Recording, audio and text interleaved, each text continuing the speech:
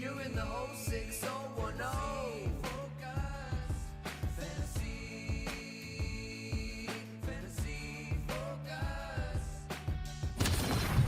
Hello and welcome into Fantasy Focus Football. It is Thursday, August 17th.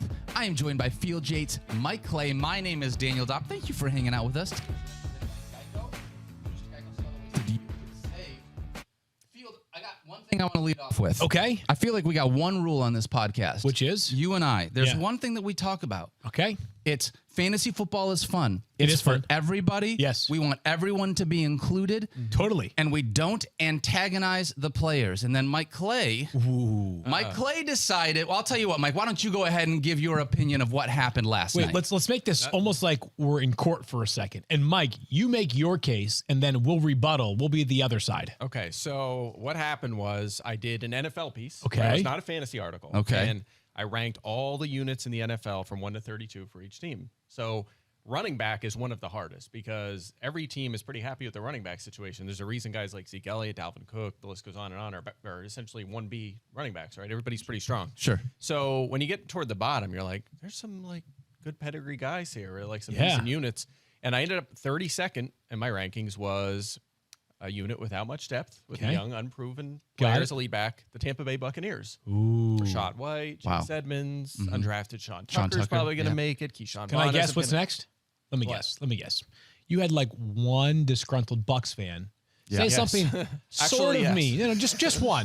It was just one Bucks fan who said something to was the one Bucs effects fan. like, you know, Mike, I really respect your work. I think really highly of you on the fantasy focus. I wish you felt better about my team's running back depth, but I sort of understand where you're coming from. Okay, so that would have been a nice comment That on would have social been. media, and the comment I got was actually kind of nice like that too. But the person it came from, the Buccaneers fan that I got it from, was Rashad White, What? lead back for the Buccaneers. Field! This is exactly what we said. We always say don't antagonize players. Mike is I didn't literally, try before to. the fantasy season, antagonizing one of the running backs that we really like this year. Yeah, that's the funny part about it from a fantasy perspective. I love the guy, You love right? He's Rashad like White. one of my favorite breakout players of the season. But serious, Did you respond? He basically said it's a chip on his shoulder, right? Okay. And it was a nice note. And he said, you know, thanks for the ammunition, sort of thing, all love, that kind of thing. And I did reply. I said I really like him in fantasy. I'm a big fan. I hope he, you know, I explained my situation a little bit, and he responded again. It was very nice about it. So Wow. I'm rooting for him. You know, he seems like a good guy. Sometimes players, you see notes, they jump into people's DMs and say some nasty stuff. It wasn't like that at all. So That's big good. Rashad White fan, and it was, but yeah, he was not too happy about that. But here's the thing: if he breaks out this year, yeah. But That's all here- you. welcome. That's all You're you. welcome, Bucs Right. fans.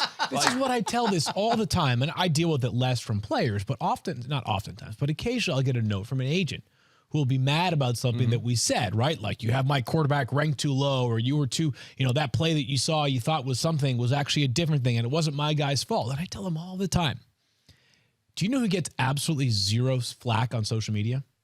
The really good players. Yes. Right? That's how it works. Like, occasionally we'll have some fantasy frustrations if they only have, 85 yards and a touchdown. But if Rashad White balls out this season, he can laugh at your comments Oh, gosh. from whatever it was, sure. August 10th. Like, let your play do the talking. Right. I'm here to tell you that 0 DMs in the history of DMs have actually improved a player's ability. Here's what I want to know. I'll be the judge of that, depending on how his season goes, right? But okay, so you If he think it's breaks going to be out, because of that's the on me. DM. Yeah, All it's right. all that. After he you has did a this- chip on his shoulder now. So. After you did this back and forth, did you check to make sure that he was still following you, or has he blocked you since he did the back and I forth? don't Is this know. like a Derek Carr situation? Maybe I have to Have you- confirm that. Yeah, but have you I been did- blocked by anybody else or no? I don't think so. Just Derek Carr, I think. Okay. Yeah, Just I think that's the Derek only Carr. one. Derek but Carr. naturally, I had White like 17th in my rankings. Yeah. Pretty high. I'm one of the highest, I think, Yeah. in our rankers.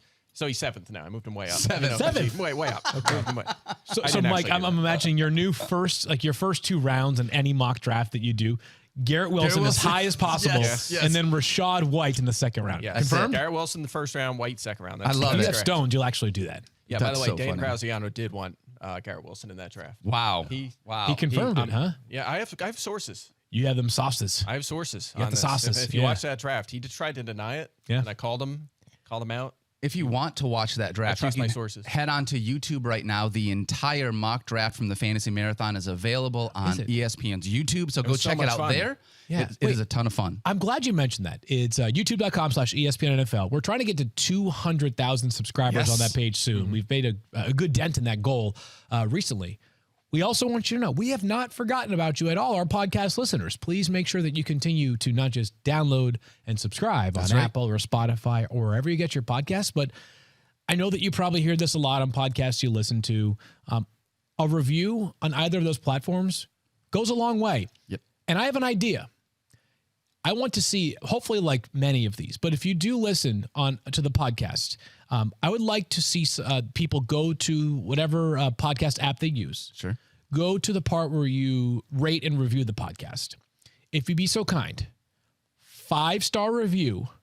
And all I want you to do is below that, you don't have to say anything nice about us. Just say your favorite thing about Rachaad White as a player. Perfect. That's it. All right? So that's all we need. Rachaad White had that awesome stiff arm and caught a ton of passes last year. Loved him at Arizona State. I think he's due for a breakout this season. Anything that has to do with Rachaad White counts. That's where we really just want the 5-star reviews. So if we can get like a bunch of those today, I will go check after the fact. And I'm only asking for a little bit from you, my friends. So please be sure to do so. In like 5 years, you're going to run into some people and they're going to be like, yeah, you do that podcast, right? That Buccaneers podcast. That Rachaad White podcast? It's like I was gonna listen, but then I read the reviews and it was all Buccaneers stuff, and I'm a Falcons fan, so I never listened to it. Yeah. Oh man. All right. We got a lot of stuff to get to on the show today. We got some news that came down yesterday we will talk about, and we are covering the NFC North as we go through the next part of our division tours, but we're going to start with Jonathan Taylor, who has been excused from practice for a personal matter. As you know, with the saga going on with him, he was away from practice, rehabbing, ended up coming back to practice for just a short amount of time, and then is now left again with an excused personal absence. Not sure what that is, just hoping that everything is safe and good for Jonathan Taylor. Yep, sending good vibes here to Jonathan Taylor, who has not practiced yet, but did return to the team facility. So he remains on the PUP list. Hopefully everything is okay, and we do see Jonathan Taylor and the Colts mend the fences sooner than later. Yep. We also saw yesterday, unfortunately, Titans wide receiver Treylon Burks. He sustained a sprained LCL. This coming from our buddy Teron Davenport. Just want to read this for you. Burks got open in the secondary, caught a deep pass from Ryan Tannehill during the team period. After making the catch, Burks' forward momentum caused him to stumble forward, losing his balance, somersaulting in the end zone, and then the trainers after that helped him off the field, ended up being carted off the field. Treylon Burks is a guy that we were kind of excited about a potential second year here in this offense, and then DeAndre Hopkins ended up signing here, kind of squishing a little bit of his value. Regardless, hope that Treylon Burks is going to be okay. Would love to see him out here because I think the second year could be a really good jump for him if he could get some time on the other side of DeAndre Hopkins, having a superstar like that on the other side of the team. Yeah, and the latest is LCL sprain, probably going to cost him a few weeks. Couple weeks. So we're 21 days away from football right now. Yeah, so maybe move him down a few spots, maybe slightly less likely to draft him. But even if he misses one game, he's been working out. He should be good to go for the season. And I'm with you. I mean, he's a kind of a little bit unheralded breakout player since Hopkins signed, but he showed some promise. He did have a solid month last season, showed some of the skills that we saw at Arkansas. Obviously a very run-heavy offense, and DeAndre Hopkins probably going to lead them in targets, but Probably. But maybe not a guarantee. Not for sure. Yep. Yeah. Not a guarantee. He's a mid-first round pick. All right, and we had one other guy, unfortunately. Russell Gage went down with injury. He's been having a hard time since Tampa Bay, being able to stay healthy. Had a knee injury and joint practices with the Jets. Obviously wishing him the best because he will be out for the rest of the season. And behind him, there's not really anyone other. Trey Palmer maybe as a rookie David that you Moore. look at. Wow, David I love Moore. it. I love it. They have, they may address that. A waiver claim, free agent, something like that. They'll probably have competition for that 3 job, I would think. We're having a hard enough time convincing ourselves I know. to draft Mike Mike Evans and Chris Godwin high enough that I'm bummed as heck for Russell Gage. But I don't think you need to be considering a third Bucs wide receiver on your fantasy radar right some now. people are in 24-team leagues. I mean, you never know. Keep an eye out. Wow. Yeah. You have 23 friends? Oh, wow. Field. No, I didn't mean like I meant like Field. you can get 23 other people to sorry. It's got an edge on me this week. You can find 23 other people to do a draft at the same time. Or you just slow That's draft. a good point. That would be a really slow draft. Slow draft starting in March. We do we're in live round drafts 7 in stages or something. Yeah. 2 rounds at a time. You know what I've realized? Slow drafts are not the worst, but they're the worst when you're only doing one at a time. One slow draft at a time where it's like 8 hours per pick. It just takes forever. I need like 5 slow drafts at once in order to make it feel like I'm still doing something. Are you confused who's on each team? You need to be very organized. Yeah, that's okay though. All right. Are you not an organized kind of guy? I'm the stats guy here, so I figured I'm the That's right. organized one. You've taken over. You're the Yeah, stats that's guy true. now. All right, let's dive into the NFC North here. I wonder where we're going to the Detroit Lions. Let's start with the Detroit Lions, guys. So to be clear, we're gonna go by likeliest chance to win the Super Bowl this season. So obviously starting with the Lions. Yes. That's right. The only team in this division with a positive point differential last year, plus 26. Here's the question. Last year, the Detroit Lions running back group led the entire NFL in fantasy points per game from the running backs. Now Jamal Williams, obviously we know what he did at the goal line last year is in New Orleans field. We know that DeAndre Swift is in Philly, replaced by both David Montgomery and that explosive number 12 overall pick in Jahmyr Gibbs. How are you breaking down the Lions backfield knowing that the offensive line is still going to come back and be dominant and these guys could be amazing this year? Let me say some really nice things about Jahmyr Gibbs and then take the ADP to task right now. Not for Jahmyr Gibbs, but for the other back in this backfield. I think I like it. I like this. I love Jahmyr Gibbs. He had the 4th most receiving yards amongst all running backs in all of college football last season. The guy is a superstar. The comparisons to Alvin Kamara are not hyperbole. Like, they are legitimate. He was one of the best run after catch players in the entire draft last year. He is absolutely dynamic with the football in his hands. And this Lions team is going to have to throw the football a bunch to him because we'll talk about the receivers in just a minute. It is not exactly a deep and talented group beyond Amon-Ra St. Brown until Jameson Williams returns. Moreover, they don't have a dominant pass catching tight end. Like, if you just go through the targets on this Lions offense, I think there is a very legitimate case that Jahmyr Gibbs is the 2nd most effective pass catcher the minute the season begins 3 weeks from tonight behind Amon-Ra St. Brown. When you use the 12th overall pick on a player, I expect him to be heavily involved right away. Love me some Jahmyr Gibbs this year, one of the breakout players in all of fantasy football despite being a rookie. Any disagreement with that so far, Mike? Nope, I'm with you 100%. 14th in my ranks. The only knock really is he's a little on the small side, which means maybe he's not a 250 carry guy. In 2023, that doesn't matter. Yeah, but right? what if he's an 80 catch guy, right? That's what you're looking for. 100%. You want an Alvin Kamara start to his career, which Kamara was 81, 81, 81, and then 83 catches in his first 4 seasons. David Montgomery, fan of the player. I think he's going to be the best bet to, of course, lead the team in carries. I think obviously he's going to be the best bet to lead the team in goal-to-go rushes, which, as we know, last year they leaned very heavily on Jamal Williams. And he's a capable pass catcher, right? He's not a 0 in the passing game, although he should be much less involved than Jahmyr Gibbs in the passing game. Any disagreement so far? I've got him as like a mid, like a strong, maybe strong flex consideration to maybe somewhere between like RB. Let me see my best. I'm 29th, so I think we're probably too low. I'm 24th. Okay, then so all right. So then Mike might be more in line with the ADP then. I think so. This is the question though, because right now, and again, ADP data is so subject to change, especially when we are still 3 weeks away from the start of the season, but they're going like 5.5 rounds apart. You think that's okay, Mike? I think it's totally fine. Okay. I think there's a reason you take a running back in the first round, and it's to be the lead guy. And that could mean that there's a slight edge in terms of carries to Montgomery, but Gibbs is going to get the rock, and I think he'll get work near the goal line occasionally as well. Remember, DeAndre Swift has 7 or more touchdowns every season of his career. Like, he was scoring touchdowns as well. Montgomery, I'm also worried a little bit about his passing game work because last year Jamal Williams, if he didn't score a touchdown, he was a bad fantasy option last year. He wasn't even. He led the NFL in touchdowns and was not a top 12 scoring fantasy running back. Isn't that more of a Jamal Williams thing though than a David Montgomery thing? No, Jamal Williams was a good pass catching back in Green Bay, and then Detroit turned him into a 0 in the passing game. Right, but that was the role he played, right? Right. Yeah. So you're saying the same thing could happen with David Montgomery. I think his targets will be down, and that's going to limit his upside. Yeah. So that's fair. Yeah. I just think once you get into the 20s, they're starting options. There's just better options and guys that are going to catch more passes. Okay. You have made me feel less concerned about this large gap in ADP. The only thing that I would take you to task on is you said when you draft a guy in the first round at running back, he is there to be the guy.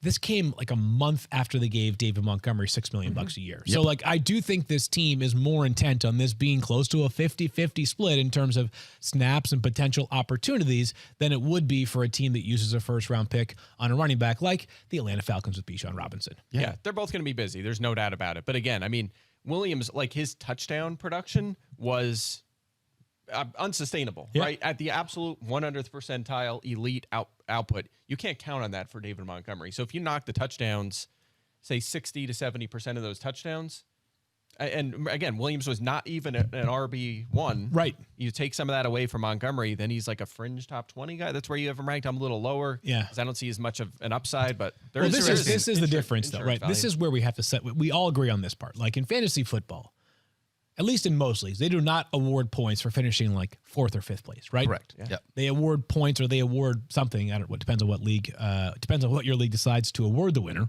Hopefully a belt from Trophy Smack, right? That's right. You get points to win. You get a trophy, a belt for winning, right?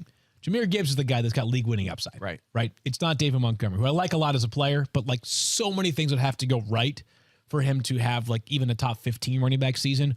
Whereas with Jahmyr Gibbs, like if he plays the role that we all are hoping and envisioning for the Detroit Lions, then he could legitimately be a top 15 running back with like, I'm not sure about a median outcome, but it's like that would be a lot less surprising to me than David Montgomery. Play to win the game. You play to win the game. So this is my question for you, Field. Yeah. I have no problem. I have David Montgomery as my running back 24. He's actually one of my, probably like the end of my, I want to leave the draft with this guy as my RB2. Are you okay having David Montgomery as your RB2 if you leave a draft, or is he a flex play for you? It's okay leaving the draft with him as my RB2. I just expect that my wide receivers / Travis Kelce are going to have to carry the team. It's a hero or anchor RB build if you go that route. Totally but you fine. might get 29. Like you don't see him that way. Lower. No, a little bit lower. I will say this though. I did my insurance running backs rankings. I did him number 1. Right. If something happens to either of these guys, the other guy gets a big boost. So there is some appeal there in terms. If we're talking league winning output. He's going to play enough though that like there are running backs that I'm not sure if they're going to play at all that might get drafted as like fringe like RB3 options, and you're like Dave Montgomery will have a role week in and week out. So it's a low upside RB2 if you leave your draft with him.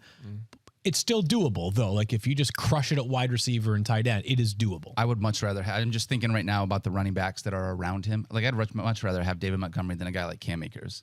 I think being in this offense, being in that Cam Akers in that Rams offense, and the idea that this offensive line is going to keep being what it was, it should be another top 10 season for the Detroit Lions. David Montgomery, you talked about how the Detroit Lions might not have a ton of pass catchers outside of Amon-Ra St. Brown to start the season. If they're going to lean on Jahmyr Gibbs, I could see them using a 2-back set and David Montgomery being out there with them in that same situation. So I like him a little bit more than you do, Mike, based on what this offense was last year. However, there is more than just the running backs here. The question for me is, Field, we've talked about your tier 1 of wide receivers, right? Amon-Ra St. Brown has been so good in the first 2 years of his career. He is absolutely a guy that you can leave your draft as with your wide receiver 1 of your team. But what does this guy need to do to become in your tier 1 of wide receivers? A little more touchdown upside, right? That's pretty much it for Amon-Ra St. Brown, who in 2 seasons has 265 targets that have resulted in 196 catches, 273 yards, but just 11 touchdowns, right? So eight end zone targets. So it's 8 total? 8 total end zone targets. So he's actually scored more touchdowns than he has end zone targets. So he's a pretty good run after catch player. At least that stat would suggest as much. But he's only averaging 10.6 yards per catch. And 11 touchdowns through 2 seasons. This is like what? This is, a souped up version of like Jarvis Landry when he was at his apex earlier in his NFL career, which I think will continue at some point. But yeah, love the player. Couldn't think any higher of Amon-Ra St. Brown. What a find this was in the draft. Oh gosh, 4th round pick, can absolutely be your wide receiver 1 in an RB heavy lineup. I just don't think that he has the same upside as somebody like Devontae Adams or even Stephon Diggs, who are just ahead of him, because those guys are much better bets to haul in 12, 13, 14 touchdowns. Yeah, I'm with you. Only 23, so maybe we haven't seen his best work yet in that department. Maybe they start to get him more intermediate and vertical routes, and he scores some more touchdowns. But, if you're watching... What was the knock on Amon-Ra coming out of college? I thought slow. He was speed. Slow, right? I think he ran a 4.51, which is like literally like Wasn't that insane. the knock out of Cooper Kupp coming out of college, is that he was slow? Sure. Yeah. Well, that was part of it. And he played on red turf. Well, that's okay. Eastern Washington's red turf, which is a red flag. So I think on Amon-Ra, like the fact that he is a 4.51, 6-foot receiver probably will continue to lend itself a whole lot better out of the slot than it will like bothering going vertical. Sure. That was the idea of Jamison Williams. That was the idea of DJ Chark a year ago. So I think there are other players that will check that box for this Detroit offense. Yeah, but he will in PPR formats. He's going to soak up so many targets. You just talked about the tight end situation, inexperience there. Especially the Williams first is suspended. Yep, Like first there's 6 weeks. major question marks there. Yeah, he rules. I love Amon-Ra. Yeah, Absolutely me love too.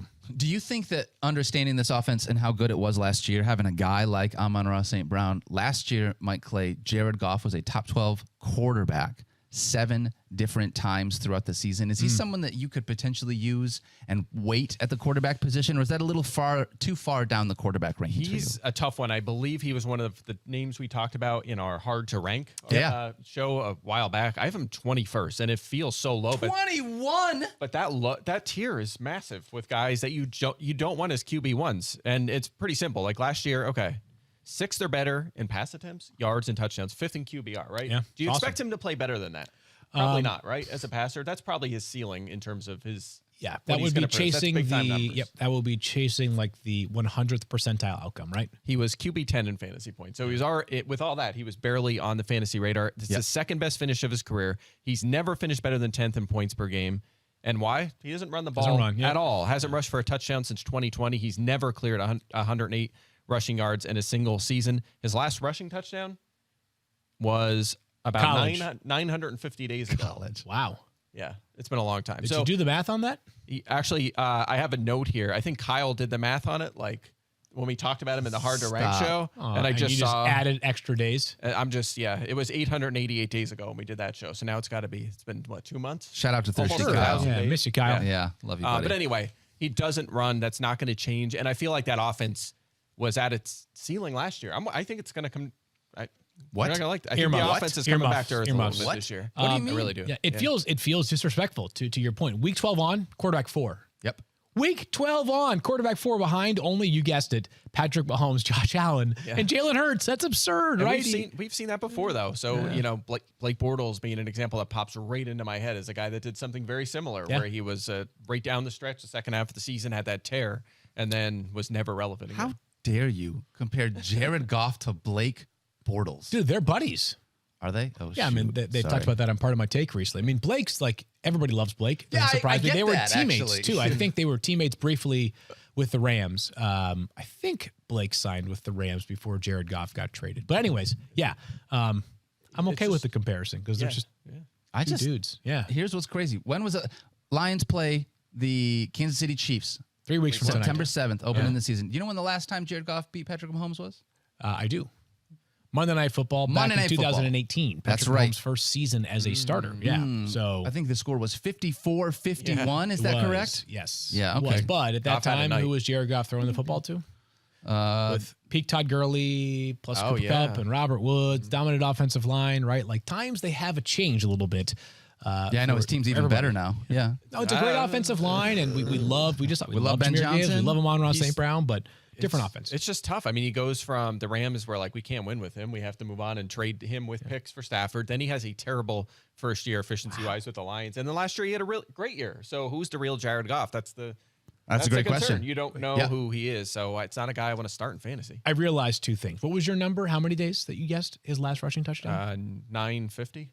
Oh, for a second, I thought you were saying 955. Oh, rats. 980 is the confirmed number. There it is. Thank you, Nick, for 980. that. So Thank you, 980 days, nearly 1,000 days. So Jared Goff will will be go 1,000. at least Yes. 1,000 That's days right. between rushing touchdowns. Now, that's a great note to begin the season with. All right, let's keep There we rolling. go. Are you going to roll the dice on a JMO lottery ticket field? I'm late in the not, draft? because he is going to miss the first 6 games of the season. He has a hamstring injury that's going to cost him the rest of this preseason. Really like the player, but 6 weeks of burning a roster spot is just too long when there are so many wide receiver upside plays that you can take late in your draft instead. Yeah, you took him in the draft and got roasted by Adam Schefter. I did that for one. fun. I took a Lion that I wanted to with the very last pick of the draft. But Adam made a great point. He had a hard time trying to decide if he wanted to do it with DeAndre freaking Hopkins. Jameson Williams is not DeAndre Hopkins, even though they're also going to miss 6 games. So it's a tough one. Yeah, because Hopkins being the more established player, we don't know for sure if J-Mo's gonna- if he's or if Jameson's going to pan out. But I just wanted to add this: he's not just suspended 6 games. You're probably not going to play him his first game back at Baltimore. Then they And play a the bye? Raiders, and then they have a bye. Yeah. So if he's like limited the first week, you're not playing him the second week, and then it's the bye. Like it's no way. Like if that's over half the season week already. 10 is best case scenario. Yeah. By the way, I'm glad you mentioned that Shefty called Dopp out. I was tagged in a tweet recently that it said someone went to Chat GPT and asked for the world's most famous fantasy football analyst. Schefter was like second, according to the chat GPT. Do you guys know that? No. Yeah. That's amazing. He does move the needle, and it's because he tweets like news, and that affects the fantasy world. Everybody. As we all know on this podcast, anybody who listens to this show, Adam Schefter is obsessed with fantasy. You know what Schefter's going to do this year? Draft Rashad White. You know why? Because we're a Rashad White podcast. That's right. That's why. We are pro Rashad White here. I'm on board. All right, let's move ahead. Talk about the I'll get you Chicago that for your Bears. birthday. Who's the number one fantasy analyst, by the way? Daniel? Is that what Daniel's 1, Schefter's 2? Matthew had the crown at I number know. 1. Yeah. So I think that's fair. yeah. Well, you know, Matt Barry, the sports ranker, is also really good on fantasy. So it might have been a spelling error. I was like, yeah. who's Matthew? Matt Barry. I got it. All right, Chicago Bears. Last year they were 3-14. Negative 137 point differential. They were not good last year, but we did see some incredible things out of Justin Fields. Yeah. Here is my question. Does Justin Fields have QB1 upside? That means quarterback 1 overall. As in QB1 overall, not on a weekly basis. We know he has QB1 on a weekly basis upside. Yep. Can he finish as QB1 overall in fantasy football? Fields, Yates, give me your take. I think there is a chance. I would say it's a very low chance, though, for Justin Fields. Obviously, an incredible athlete, had over 1,000 rushing yards last season, the most for any quarterback in the NFL last year. But he finished dead last in completion percentage amongst qualifying quarterbacks. Now, some of that might be a chicken versus egg thing, right? Is it different when you're throwing to Equanimous, St.Brown, and Dante Pettis versus DJ Moore and hopefully a fully healthy Darnell Mooney and maybe an improved Chase Claypool? Of course it is. And we saw Justin Fields dice up Clemson back in his college days when he had Garrett Wilson and Chris Olave and Jackson Smith and Jigba. He can chuck the ball. That much is for sure. I just think that because there are quarterbacks that we know, like have an established baseline that's higher, Jalen Hurts, comparable runner, better passer right now. Josh Allen, comparable runner, better passer right now. Lamar Jackson, better runner and better passer right now. Plus the Patrick Mahomes of the world, I think it's unlikely he finishes as quarterback 1, but he absolutely is one of my favorite quarterback targets based off where he's going in drafts right now. I think we have some ammunition, though, to say that he does have that upside because we've seen it already, and it wasn't Jalen just Hurts? yeah, a little bit. That's a comp, but we've seen it from Fields. It wasn't just like a few weeks. It was an 8-game stretch where he was top 7 every week and was the number 1 scoring fantasy quarterback, right? So we've already seen this for 2 whole months from Justin Fields last year, and then he was a little beat up and finished slow last year, but I mean, you clean up some of the issues, right? He was also sacked more than anyone else in the league last season. They made some offensive line improvements. 16 fumbles last year. You clean that up. Sure. You fix the completion percentage with the better targets. You keep running the ball a lot. They level out. They don't run quite as much as they do, and suddenly he's in that conversation. And again, with all that going wrong last year, he was still delivering elite fantasy numbers for 2 months. So I hear all the things that you're saying, and I think maybe I think I agree with Field because this is not all the things that you say make sense, but it is almost not even about Justin Fields. It's about the fact that in order for him to get there, he's got to pass Jalen Hurts, Josh Allen, and Patrick Mahomes. And if I think all 3 of them are going to stay healthy and do the things that they've done, is he going to add enough to his game? Because we already saw what he could do with his legs. Is he going to add enough in his passing game to pass those guys? That's why I think he's a high-tier quarterback 2 and not someone that I think can finish as QB1 overall. Let me ask you this, though. Last year at this time, would we have said the same thing about Jalen Hurts, though? You know what I mean? There was a question mark. Can he get to the point where he get past Josh Allen or Patrick Mahomes? The big difference is Jalen Hurts had A.J. Brown and Devonta Smith, and no offense to DJ Moore and those other guys, but they're not those pass catchers in that offense. He is probably a little more depth, but maybe not as elite. That's fair. No, that's fair. I mean, put it this way. He has like the 7th shortest odds or 6th shortest odds to finish as QB1. He's on the short list. It depends on how you want to look at that. It's still a long shot, but it's higher than 85% of all other NFL quarterbacks. So he could. It's probably I would not necessarily bet on it, although a lot of people are betting on Justin Fields as to win the NFL MVP this year. His odds are now 25-1, down from 40-1, and apparently that is the most bet ticket at Caesar Sportsbook right now. People want themselves some Justin Fields. Wow, really fun guy to talk about. Here's a question about his new pass catcher, Mike Clay. DJ Moore, I don't think that we should use the word sleeper with where he's being drafted right now, coming off the board as wide receiver 23. But do you think that he is a good value in drafts? Because there's definitely some question marks with the arm talent that is Justin Fields on over a full season. Yeah, it's interesting. I have him 25th in my rankings. He's been top 25 in 4 straight seasons. So it's based on what he's done so far, we're ranking him at his floor. Yeah. You guys are very close as well. Always had big target shares. I mean, the concern here really is, will there be enough volume in this Chicago offense? Last year, 30th in snaps, 31st in wide receiver targets, second run heaviest. We expect that all to balance out a little bit with the improvements, but how much? That's a question. If Fields is running a ton and still scrambling a lot, that can knock more down a target or two per game, which is substantial and would knock him down to that flex or wide receiver 3 conversation. Also, touchdowns have always been a problem for him. Yes. Like historically poor touchdown production. Last year he had 7. That was his first year over 4 in his entire career. So great player. I think he'll be busy. I think his target share will be similar to the 24% plus he saw throughout his time in Carolina, but I think he's going to level off as kind of a fringe wide receiver too, just because of the scheme. Fair. I do think the hate's gone a little bit too far, though, this offseason for DJ Moore. And you know what? I just did something that I hate when people do. The hate for DJ Moore has gone too far. Yeah.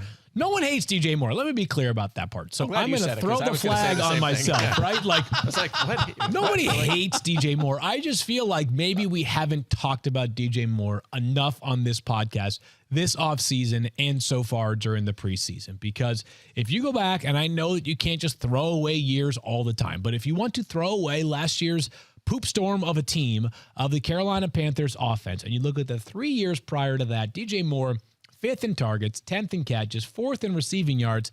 The bugaboo is that he was also 40th in receiving touchdowns, as Mike was just alluding to. So maybe the upside is capped a little bit for DJ Moore relative to some other players that are ahead of him in our rankings. But I do feel like I've grown more and more confident in DJ Moore throughout the preseason, in part because the training camp reports corroborate what I've been hearing myself, which is that he hasn't been a great player for the Bears. He's been the best player for the Bears throughout training camp so far this season, which is not a total surprise, right? He's a high pedigree player who was recently paid a whole lot of money by the Panthers, but I'm just growing more and more excited about DJ Moore going into this season, and I am here to stop the DJ Moore hate that never actually existed. Well, thank you. I wonder this, though. I mean, part of my question is DJ Moore being with, he kind of makes me think of his rookie season. The only good quarterback he's ever really played with was Cam Newton, his rookie season, right? And so much of what Cam did that rookie year was he was really good using his legs. And that's what we know from Justin Fields, right? I think that's where it's not the hate, but the question mark comes in. Because if this was a different quarterback that I think we thought had a better passing upside, he would be higher up this list. It just gives me some shades to some of that rookie season. I just think it's really hard to compare guys. They're in their, 6th year now, versus DJ Moore when they versus the rookie. And how about this? Just to further quantify just how bad the quarterback play was last year, DJ Moore caught 54% of his targets last season. Out of the 130 qualified receivers, he was 126th. That's bad. Right? And that, I'm telling you, that is a quarterback stat much more than it is a DJ Moore stat. That's a lot like the Garrett Wilson stat. Yes, Very similar exactly. So you expect a little bit of leveling up, and we could be in business here. So stop not hating, or also not hating on DJ Moore. Justin Fields was bottom 6 in off-target percentage last year. Sure was. Yep. Just as a part But here's of the that thing. I conversation. will add this, though. If you do think, okay, I think he'll be top 15, then you probably are buying in on Fields, making that leap into the elite. If he can support DJ Moore having a career year, then Fields had a good pass. Also, if he can just throw all of his touchdown passes behind the line of scrimmage and let everybody just run 60 yards for those touchdowns, that's great. Yeah. Right. Last thing for the digital video team, if we clip this off, please make the headline, or when you app notification push it, Field Yates loves DJ Moore. Others ... might ... hate him ... or not. That's a good Does that one. work? The picture, It's like a Michael Scott headline for a newspaper. the thumbnail will be you, and then next will be DJ Moore wearing like a straw man hat. That's Yeah, it. Arguing That's with a it. straw That's man. it. Perfect. I Yeah, love it's it. perfect. Yeah, I love it. That's pretty much all that content. Twitter is now, right? Is there anybody else outside of DJ Moore that you want as a pass catcher in this Bears offense? You Cole could take Kmet is a pass catcher. Yeah, I agree. I mean, if you're going to take a receiver, you could throw a flyer. Darnell Mooney's a good player. Yep. Chase Claypool. I've done that in the 14th, 15th, 16th round. You just want to throw a dart at one of these guys. It's just hard to identify which one it's going to be. They traded a lot to get Chase Claypool, but Darnell Mooney has been the better player so far. Yep. But that's nothing more than that. Justin Fields is going to be the number 1 runner on this team. Who is going to be second behind him from the running back position? And is there one of them that you want to roster between either Deontay Foreman or Khalil Herbert? Mike, I want you to go first here. Okay. So I am coming around to Khalil Herbert. I hedged for a while in the offseason. He seems to be establishing himself as the lead back early in the season. So when I say I'm leaning that way, I moved him all the way up to RB30, right? Okay. So, Okay. like he's played really well. He was actually 4th in yards per carry last season, good after contact. Not an option in the passing game, which could be a limiting factor. They are going to use other backs here. Also, it worries me that we were watching him. We're like, he looks so good, and they refused. When David Montgomery was healthy, he was the guy, and they refused to go to Khalil Herbert. That raises a little bit of a red flag for me. Deontay Foreman, we know is going to be busy. He's really good. He's going to get some goal line and short yardage back. And I'm a huge Rashawn Johnson fan. I love him. He reminds me of my love for Jordan Howard as a day 3 flyer. Very similar collegiate efficiency. A big fan of him, and he can catch the ball as well. Of course, his story is he never had a lot of volume in college. Why? Because the lead back was some guy that was pretty good. What was his name? Bijan Robinson, people. Yeah. Bijan Robinson. So, all right. So here I did something that I thought was worthwhile yesterday. Greg Rosenthal, who's an absolute, who is a legend. Who is that? Greg Rosenthal, one of the best football minds him, in the world, does an amazing job during training camp of collecting things that are being said at various training camps and putting them into one spot, neat and tidy, right? And I went back and revisited some of the things that were being said in the column that he put together around this time last year. And the job of reporters is to report what you see, but it's also hard during the preseason to know exactly like what's going to be real and what's going to turn into fool's gold. And I think that exactly what Deontay Foreman does well does not translate well to training camp, right? Deontay Foreman is just a incredibly boring north-south between the tackles, break tackles, get tough yards. Heavy boxes. Yeah. NFL teams don't even bother tackling anymore during training camp. Like, it is a different NFL than we were accustomed to, even when the three of us who are kind of in the same age bracket were growing up. So I sort of feel like the fact that Deontay Foreman hasn't really been popping so far during training camp is to be expected, right?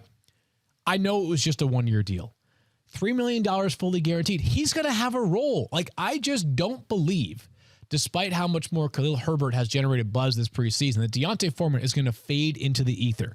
He's going to have a real role. I think it's going to be a very specific role. He's going to get the early down rushing attempts. Mike just said the goal line duty, the short yardage opportunities. I think Khalil Herbert will be obviously involved as well. Wouldn't stun me if Rashawn Johnson got some carries early as well. Wouldn't stun me if Travis Homer played some in passing situations. I know that the Bears are less likely to throw the ball to running backs than most teams because Justin Fields is a running quarterback, but still, good third down player, good special teams player, good in pass protection, good as a receiver. Like, this just feels like one of those backfields that at best during the week we'll be guessing and feeling like we can maybe lean a little bit, but I'm having a hard time finding a scenario in which at the beginning of the season it's like, I'm going into week 1 and I've got Khalil Herbert as RB22. No, I think it's going to be like Herbert's RB32, Foreman's RB37, Rashawn Johnson's RB52 or something. Yeah, and by the way, Foreman, not an option in the passing game at all. He None. has 23 catches in 43 career games, so not much fantasy upside there. It's just that it's more about taking away from Khalil Herbert. And by the way, do we see a ton of running backs catching the ball in training camp? We sure do. You know why? Lots of routes on air and lots of one-on-ones against running backs. So Foreman's not going to stand out in that regard. The Bears have strength in numbers in their backfield, plus a quarterback who's an awesome runner. I think this might be a trap zone backfield. Yeah, and that's why the highest guy I have ranked is 30th, and I'm assuming you guys are not far off. I've got him 36th, so even further down than you. Khalil Herbert, the number 2 running back over the last 7 days, getting a boost in average draft position, up over 14 draft spots over the last 7 days. Fun fact. How many times last year do you think a Bears running back had at least 20 touches in a game? More than 20 touches in a game. The last time a Bears... So how many times last year? Goose egg. More than 20 touches in a game. Big zero. Was it? Wow, no, Montgomery, he probably had a couple, right? I'll say 3. One total. He had one time total that a Bears running back. And it's same staff, right? This is not a big... the offense will look different because of the personnel, but I think the approach will be comparable. It's a lot of guys doing a little bit of lifting, which will, in aggregate, turn into a pretty darn good running game. It was a low-volume offense overall, too. Yeah, Not it just was. a low-volume passing game, it was the whole offense. Yep. All right, we're going to keep this NFC North train moving, but first, Field, you're going to tell us about our good friends over at Geico. Geico asks, how would you love a chance to save some money on insurance? Of course you would. And when it comes to great rates on insurance, Geico can help, like with insurance for your car, truck, motorcycle, boat, and RV, even help with homeowners or renters coverage. Plus, add an easy-to-use mobile app, available 24-hour roadside assistance, and more. And Geico is an easy choice. Switch today and see all the ways you could save. It's simple. It's easy. Simply go to geico.com or contact your local agent today. All right, let's talk about the Green Bay Packers. Boy, guys, I just want to say this. Last year, Week 18, might have been my favorite football game ever in the history of Lions football. Watching Aaron Rodgers. That's kind of sad, though. Walking you guys off. got to make the playoffs, man. Yeah. That's rough. Hey, how do you think I feel? Wow. Yeah, man. 30 years. I'd love a playoff victory. Thanks, Mike. Like I needed you to throw that at me. Being able to watch Aaron Rodgers walk off the field after we finally were able to keep him from the playoffs. I mean, listen, this is just one of those like bitter Lions fans things. Yes, it is. That's how it works. That's what I'm saying. I feel bad for you. These Green Bay Packers going to have the same running backs that they've had for the last handful of years. Yeah. Aaron Jones and A.J. Dillon. Any other season, I would say probably just going to run them back like we did last year. But this year, Mike Clay, they've got Jordan Love under center rather than Aaron Rodgers. How is that going to impact the backfield? I don't think substantially. I still think it'll be very similar to years past. I mean, check out these Aaron Jones stats, right? Last year, only 3 top 10 fantasy weeks. He still finished top 10 because he was just so consistent. Top 15 running back in carries for the third time in 4 years. He's been top 10 at running back in targets in 3 straight years, top 13 in scrimmage yards in 4 straight years, top 11 in fantasy points in 4 straight years. He just continues to get the job done. A big part of that is his involvement in the passing game. And that's even with A.J. Dillon having some big games throughout there. So the only concern I have with Aaron Jones really is his age, which is age 28, and that's the big drop-off. You hate that age. number, huh? Yeah. Well, I mean, again, over the last 5 years, only 4% of top 15 seasons have come from players age 28 or older. Yeah. So it becomes an age where you start to wonder, okay, does he miss time with injury? Does he start to fade in effectiveness? Is this the year A.J. Dillon takes more control? And it's something to think about. So it makes me like a little sad that we have to have this conversation so consistently. But let me ask a more important thing. At what age does a fantasy analyst like hit the wall? Like at what point do I have to be concerned? That's a good question. What point do I have to? I'm going to hit there way before you do, Field. Come on. That's a good point. We can reverse time somehow. Just be honest. Just like no one's listening right now. Hey, cut the microphones for a second. I hope. Don't cut I mean, them. I'd like to do this for a long time. For a while. Just name a number. 88. 88. Yeah, I'm saying until 88. I was going to say 55, but maybe that's just me. I don't know. 55? No. I want to 55. I mean, if 55, that means how old am I? 38. That's 17 years. I'm almost done. Yeah. Wait, can I retire? 17 Wait, years. question. Can I retire at 55? Well, you can become a consultant at 55. That's what you That do when works. you Yeah. don't want to retire, but you have to keep going, doing something. You consult. Okay. All That's right. how I'll that works. consult for you. I don't know. You pay me on the side? Is that good? Probably not. I probably can't paying the afford you. bills? Yeah. All right. So 28. I'm going with 88. Okay. Here's what I'm going to say about this really quickly about this backfield. I think Aaron Jones is still the guy he's going to be because of the pass catching work. I do have A.J. Dillon ranked a little bit lower than last year because I think this offense will be a little less efficient. And so his goal line work, I don't think will be as potentially good. Although last year ended up not working out that way. It was a down year for Aaron Rodgers and this Packers team as well. But Field, how do you feel? So here's how I feel about A.J. Dillon. Quality player. Yep. Who at the end of the season is going to have a quality stat line. You're just not going to know which games you're supposed to be starting A.J. Dillon because it's going to be more often than not the Aaron Jones show. As Mike mentioned, all the receiving stats. I have a simpler one, but still useful. Over the past 4 years, he is 5th in targets, 5th in catches, 5th in receiving yards, and 2nd in receiving touchdowns amongst all running backs. So we know what Aaron Jones is week in and week out. It's harder for us to peg A.J. Dillon week in and week out. I don't write the insurance running back column, but I got to imagine, Mike, A.J. Dillon's got to be, what, top 5 or so for you? Yeah, he's in that conversation. And that's what's appealing once you get to this area of the draft, too. He's not, people were really hyping him up the last couple of years, and now it's kind of faded away. Now you can get him late in drafts, and I found myself drafting him a lot. There's just value there from the insurance standpoint, and he's going to be a fringe flex option in 12-team leagues most weeks.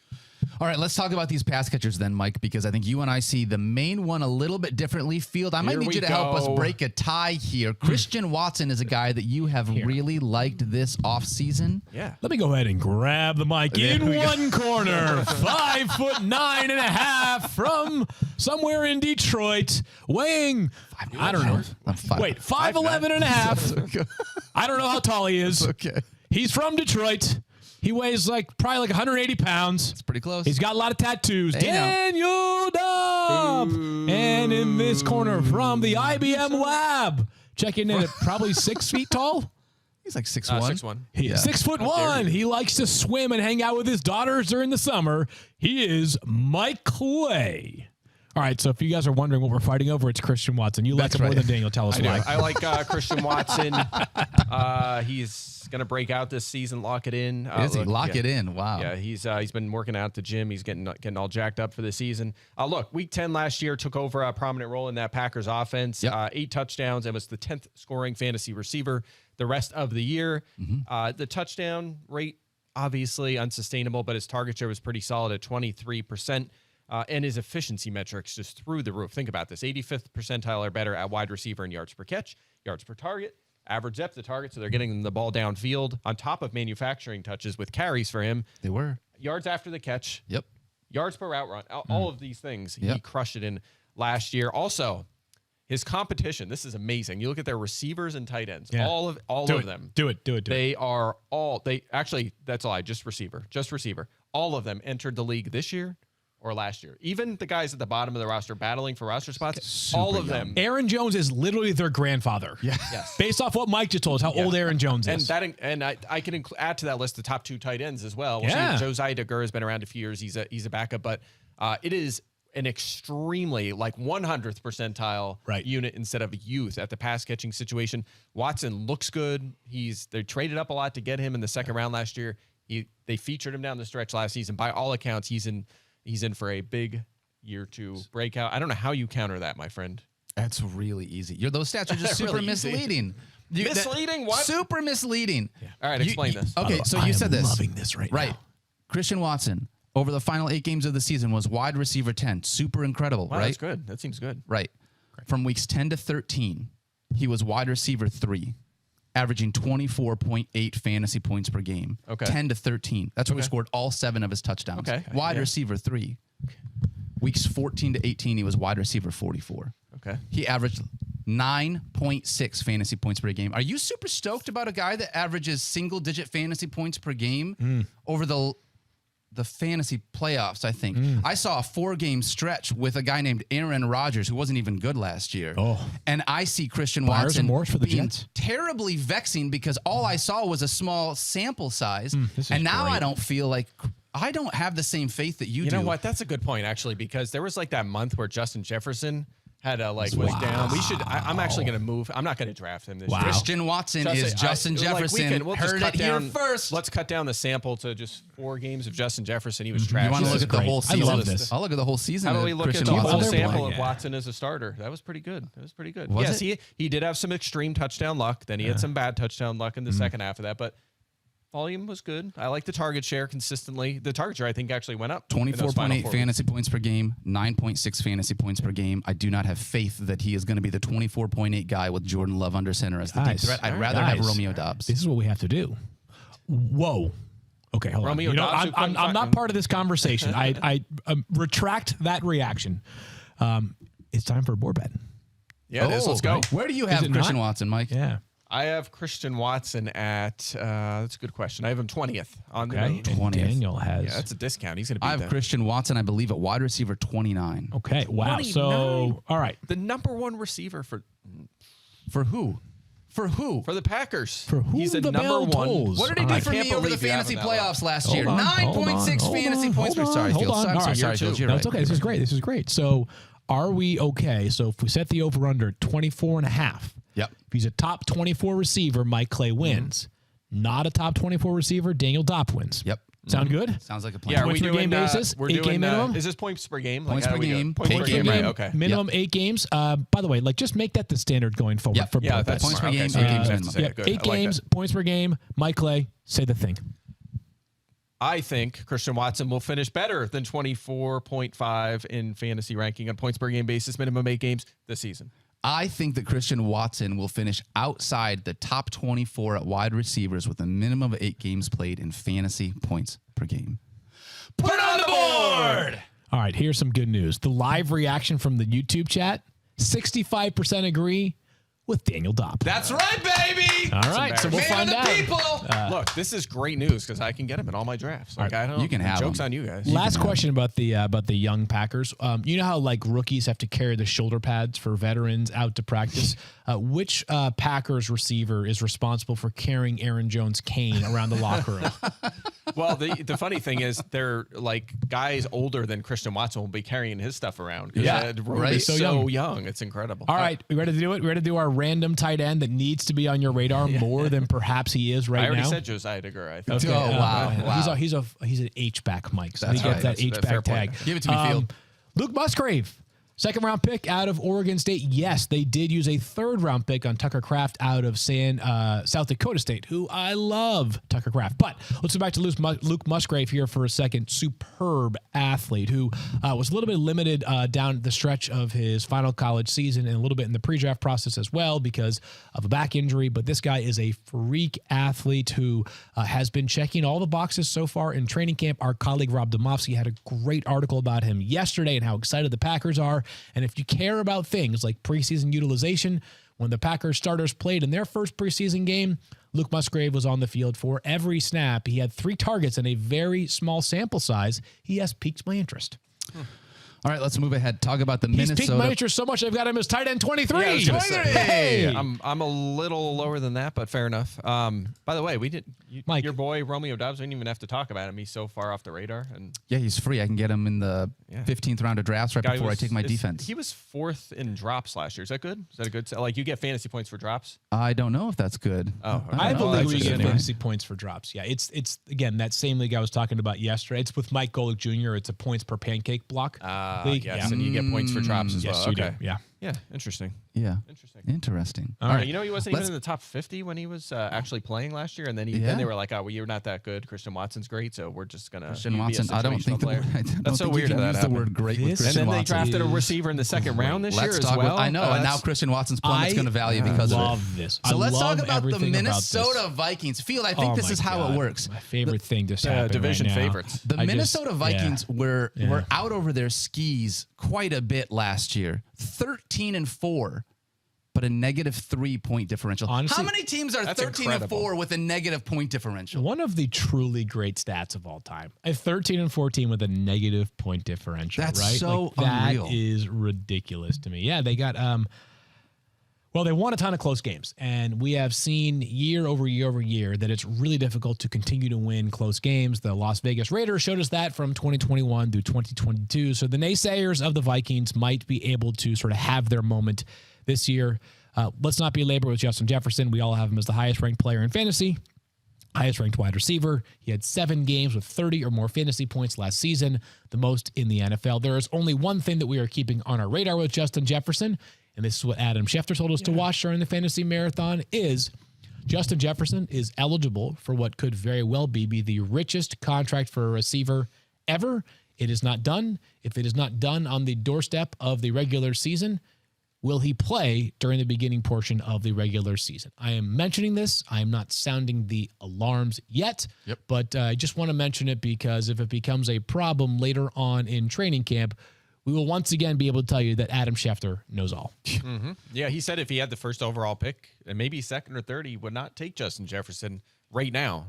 So I disagree with that. I'm taking Justin. If you have 1.01, are you taking Justin Jefferson? yeah, he's my top ranked player. Me But too. when Adam speaks, we listen. So At least listen Again, to it. it has not impacted my ranking yet. Yeah. We are merely mentioning it because I got to be honest with you. If I'm the Vikings, what the heck are we waiting for? He's the best player on your team by a mile. Give He's him the best everything. receiver in the NFL. He deserves every penny. He is as great as he is on the field, by all accounts, just as great off the field, leader, fun, you name it, exactly the kind of player that you want to invest in. although the Eagles took Jalen Reagor right before him and they gave him to the Vikings, so maybe the Vikings should just give Justin Jefferson to the Eagles. Like that seems fair to me. It does seem fair, yeah. Do you think they fine. should throw in Danielle Hunter? That would be Well, the Eagles are pretty loaded at Can you edge rusher, imagine so maybe not. if you But guys we'll had- give them back we'll give them somebody. Quez Watkins. or Definitely would have you would have won the Super Bowl last year if you just had Justin Jefferson on your team. Can you something. Yeah. imagine that? I mean, That's tough. All right, let's talk about, here's the real question mark for the Minnesota Vikings. Dalvin Cook, now gone in New York with the Jets. Obviously, Alexander Madison. Mike, we saw with small sample size when he took over roles for Dalvin Cook while he was hurt, he was pretty fantastic. But is that something that he can do over the course of an entire season here? I think to some extent there's if you told me Alex Madison was going to finish RB11 this season, that wouldn't shock me by any means if he just plays at that level. But the problem is his efficiency in his career has been pretty pedestrian, kind of average for a running back. And I wonder if he's going to establish himself as a clear feature back in the NFL. And actually, we talked about this on FF Now, I've been projected usage-wise very similar with Dalvin Cook, but not quite as good of a player in an offense that might not score quite as much on the ground, maybe more reliant on the receivers, and that knocks him down a few spots. Look, Dalvin Cook was 15th on a points per game basis last season. So if you're like, Madison, probably a little downgrade, you're probably not ranking him higher than 15th, right? So that's why I have him in the low 20s. Well, I guess I have a question with that, and feel maybe this can be at you, but I feel like when Alexander Madison started in place of Dalvin Cook, every single week it's like, well, if Dalvin Cook's going to be out, Madison's going to be a top 10 running back. But now Alexander Madison literally gets the whole backfield to himself, and it's like, no, we don't really feel that way. He's more like a low-end RB2. Okay, so part of it I think is really simple. Going into the year, like there are players who have either not gotten hurt or have not proven to be as valuable as we thought they would be going into the season. So that's part of the challenge, Daniel. That's fair. That might be the only reason why, because it's a fair point that you make, Daniel. Mike laid it out. I feel like the Alexander Madison calculus is like really pretty simple. He's not as good as Dalvin Cook. Projects to have like a pretty darn similar role to Dalvin Cook with not that much competition behind him. Along those lines, if you're going to get 75 or 80% of Dalvin Cook, you're going to get a low-end RB2 or a flex play. So I have Alexander Madison as RB20. Seems pretty straightforward. I don't want to overthink this one too much. I know the efficiency is a bit of an indicator for you, Mike. I will say, I do wonder, is a better sort of tabulation of a player's efficiency when he's actually in a featured role? Because you can have, he hasn't played that much.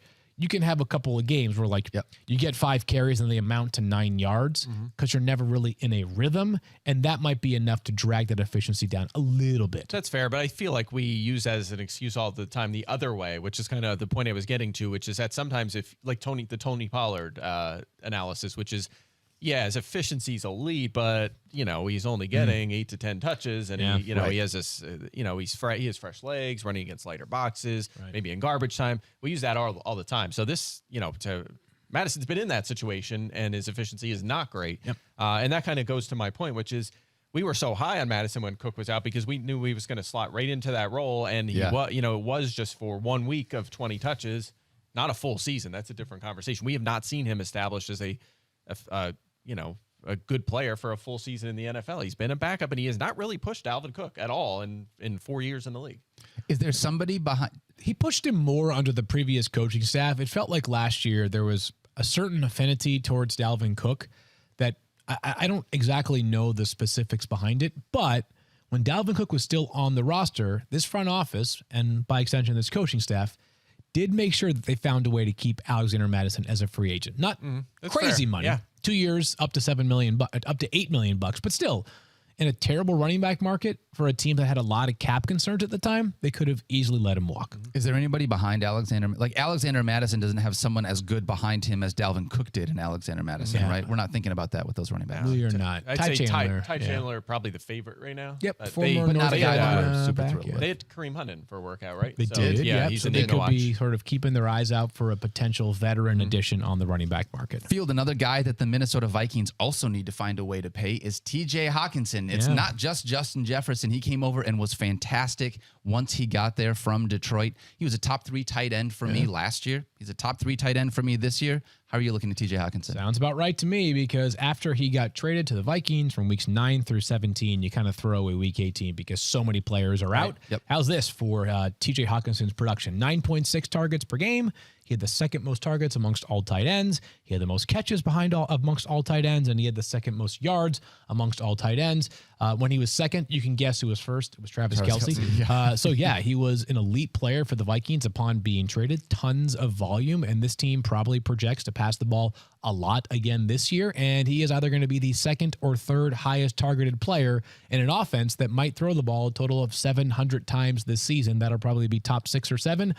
love myself some TJ Hockensen this year. Yeah, Great value play, too. At 100%, he's in such a great spot as a featured target in an offense that, since Kirk Cousins got into Minnesota, they're 6th in offensive touchdowns in the NFL, and their defense is not great on It'll paper. be better with Brian Flores, but not great. Yeah. Like, they still feel like at best league average to me. Yeah, on they're going to have to defense. throw it a lot. Especially that secondary. Woo, boy. Yeah, he had 5 games with double-digit targets in 10 games with the Vikings last year. He had 7 of those in 47 games with the Lions. Yeah. That shows you how reliant Kirk Cousins was on him. I love TJ Hockenson this year. We just talked about that. But does TJ continue to see that kind of volume with the guy that they drafted in the first round in Jordan Addison? I mean, 170 or 165 targets for a full season, a ton for a tight end. That might literally be the NFL record.